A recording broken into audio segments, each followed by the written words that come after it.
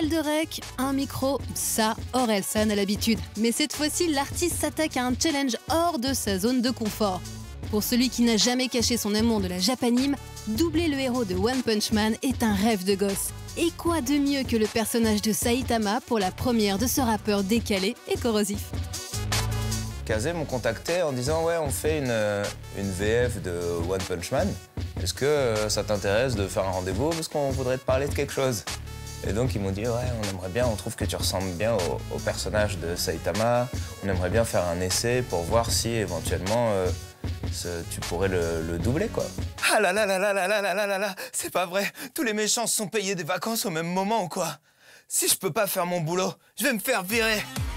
Moi, j'étais ultra content parce que déjà, j'avais déjà vu la série.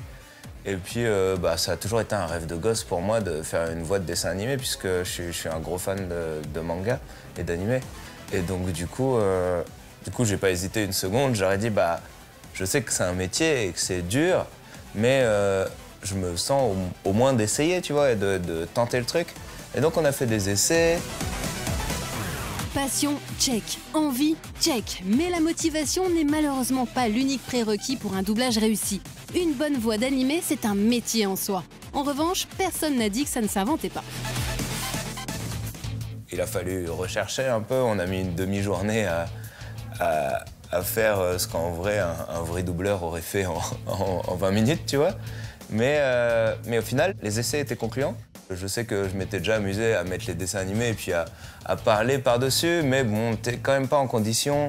Et puis, en plus, ce perso de Saitama, comme je disais tout à l'heure, il passe vite d'une émotion à une autre. Et donc, il y a des trucs que tu vas mieux faire que d'autres, tu vois. Ça, tu peux pas vraiment t'entraîner, quoi. Le seul truc, c'est de bien dormir avant et puis de venir. Je pense en vrai, mais ça me l'avait déjà fait aussi en jouant à la comédie, faut pas se braquer.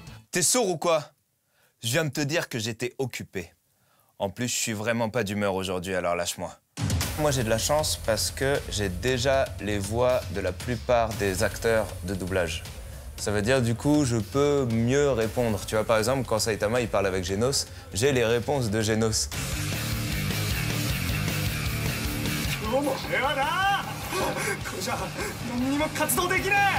On regarde la version japonaise pour voir les intentions. Mais la version japonaise, faut savoir que ça reste du japonais. C'est-à-dire, des fois, j'ai tendance à imiter ce qu'il fait en japonais. Et en français, on fait pas ça, c'est tout, donc ça marche pas. On essaie quand même d'adapter en version française, quoi. Y a un malentendu? Moi aussi, je suis un héros. Mais ça fait qu'une semaine que je suis inscrit au registre. On a pensé à refaire le générique de One Punch Man, je sais pas trop où ça en est. Pour l'instant, l'essentiel, c'est vraiment de bien jouer le personnage et que ça corresponde, quoi. Après, tous les petits trucs autour rigolos, on le fera peut-être, tu vois. Mais bon. Après, je sais aussi que, vu que je suis fan d'animé, je sais un peu les attentes des autres gens. Et ça veut dire, des fois, t'aimes bien avoir le générique originel. Certains intégristes du doublage crieront peut-être à la trahison, mais ce serait ignorer la passion et la sincérité avec lesquelles Orelsan aborde l'exercice de style. Après tout, n'est-ce pas cette qualité primordiale qui manque à certains de nos professionnels? Ces éléments bien considérés, ce défi vocal semble être une mission tout à fait dans ses cordes.